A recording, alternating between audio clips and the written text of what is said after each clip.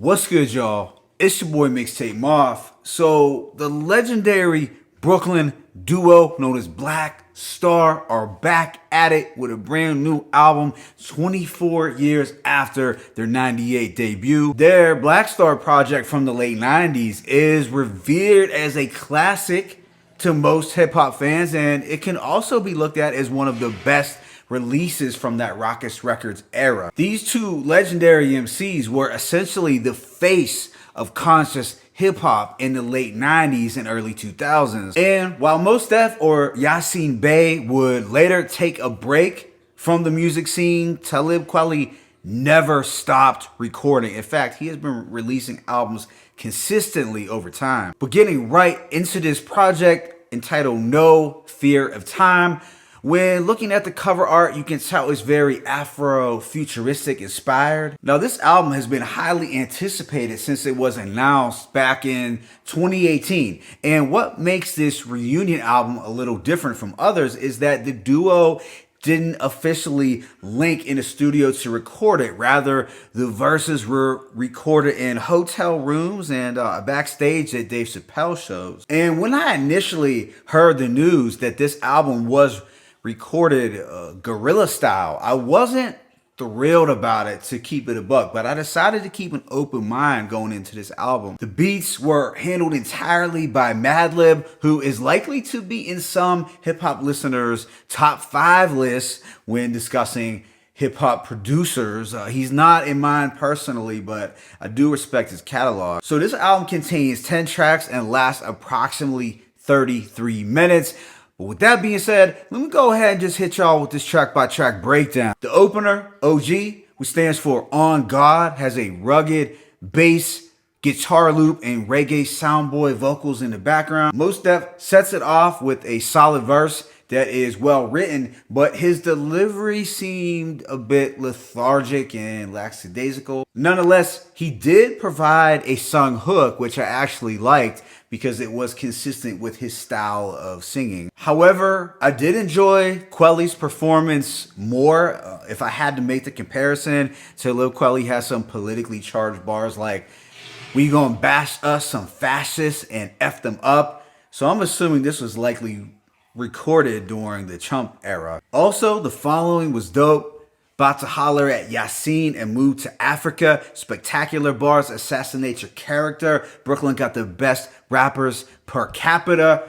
So let me know in the comment section if you feel Brooklyn has the nicest MCs out of the 5 boroughs. Personally, for me, I'm gonna go with Queens, but a strong argument could definitely be made for Brooklyn rappers. But yeah, altogether, this was a solid opener that will likely appeal to hardcore Black Star fans. Track 2, So Be It, has an upbeat and quirky sample loop by Madlib that sounds like 70s heist music. Either that or the soundtrack to scenes of burning buildings in the South Bronx or graffiti-filled subway trains in the late 70s and early 80s. You know, that old New York grimy flavor. I was getting strong MF Doom vibes from this as well, but here Mos Def sounds a little more rejuvenated, thankfully, as he gives us a long-winded verse, very stream of conscious style. I liked when he said, "At a Chuck D level, y'all at petite levels,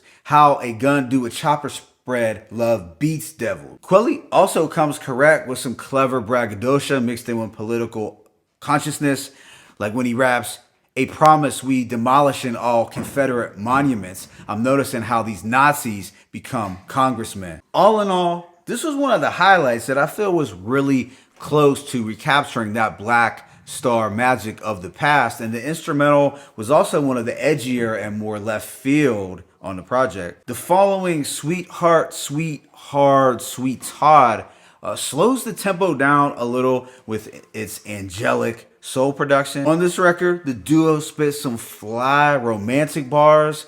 Kweli states, "It's all the stardust that we spark up. They say the target is vegan chicks with the tofu. It's hard though, this the shit that gangsters smoke to." And Mos closes out the track with some of the off key crooning that he is known for. Overall, it's a solid track that is short at just barely over the 2-minute mark. Right after is the Yasin Bey solo, My Favorite Band, which contains the same Madlib instrumental that Westside Gunn used back in 2019 for his Ferragamo funeral, so I'd imagine this song was recorded a couple years ago. It's another track barely exceeding the 2-minute mark, but most does drop some thoughtful, existential bars and just offer some spiritual words of wisdom. Like when he said, "From the start, the only thing certain is the end, promise to all and none know not when. Heartbreak from yesterday and fret for tomorrow. It'll leave you filled with anxiety and hollow." I also dug his lines,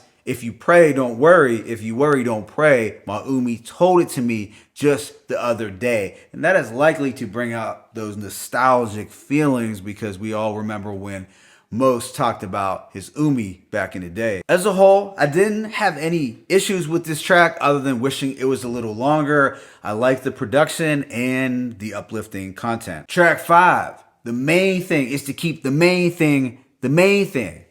Easily has the darkest beat on the album. I love the suspenseful piano loop and dusty drums. The whole thing had a mystical and nocturnal sound. Yasin Bey switches up his flow and his rhyme scheme to a choppier one. His vocals don't sound like they were mixed the best, honestly, but I could appreciate his bold pro-black imagery throughout. Like when he states, "Trailer park trash can't trap house." Also, Talib calls out and condemns the system of white supremacy with bars like, "Don't believe you superior to darker races, just means you inferior living in darker places. God's amazing, we artists, this ain't product placement." Altogether, I like the raw and eerie quality to the production, and there was a sense of real urgency to their bars, which is what they are known and loved for. Afterwards is the track Yonders, which has a gritty and spellbinding sample loop that's very lo-fi and rough around the edges. Quelly exposes more of what's wrong with the system, the media, and certain aspects of the culture. He points the finger at white liberals who pretend to care. And look, I get it, as there are some white liberals who are probably racist, but we also can't let the white conservatives in Congress off the hook either, as they are really fighting the white liberals tooth and nail on getting bills passed that will positively impact black and brown people. Quelly also has some words for the OGs who continue to preach violence as opposed to stopping it. And it made me just think of the Jim Jones drill album that, I mean, do we really need that kind of content from Jim in his 40s? While I thought most had a solid verse, it was really Talib Kweli who grabbed my attention more. Next is the Kweli solo song Supreme Alchemy, which has a blissful, soul-drenched instrumental. This soulful production is on point and reminiscent to early Dilla, but I didn't particularly love the way Kweli's vocals were mixed. However, he did kill it lyrically with bars like,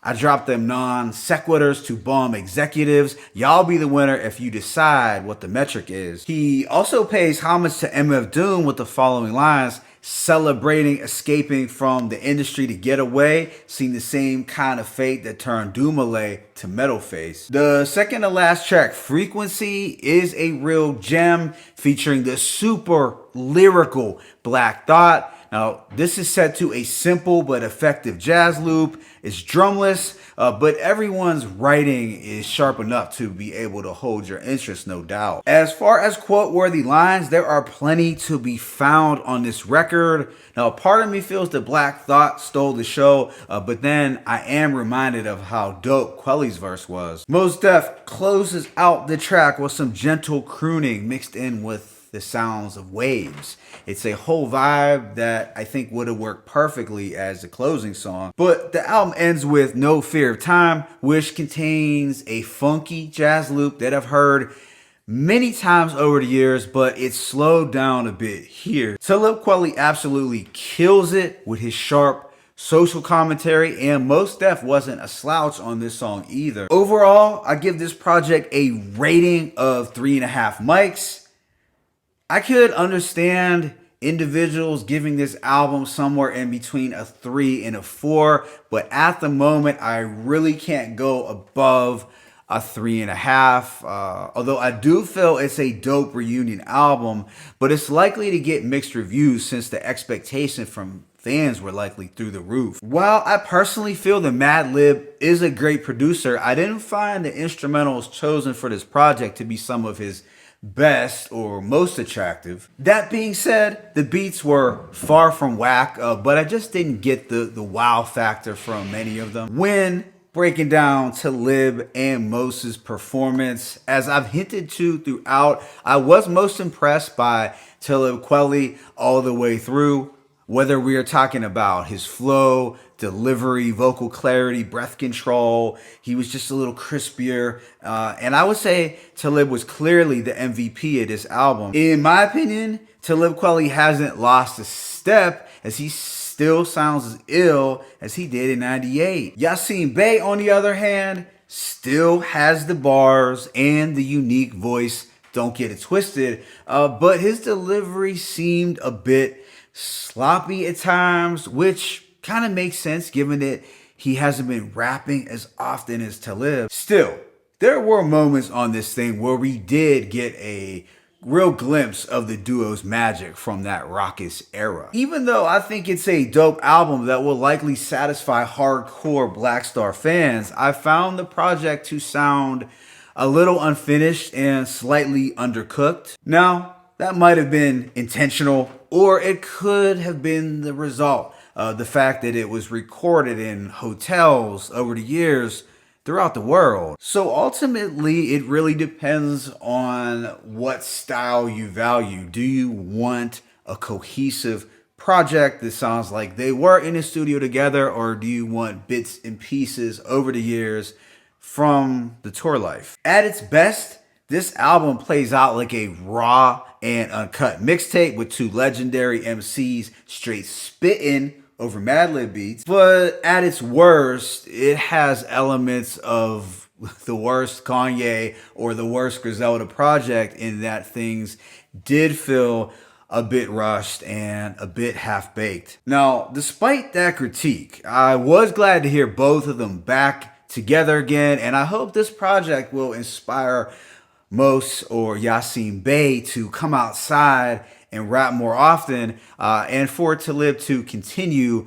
doing what he's doing on the mic. My favorite tracks include So Be It, my favorite band, The Main Thing, Yonders, and Frequency. Let me know what you thought about this album in the comment section. It's your boy Mixtape Moth. I'm signing out, but be sure to hit that like button and please subscribe. As always, it's peace and blessings. Black Star, no fear of time.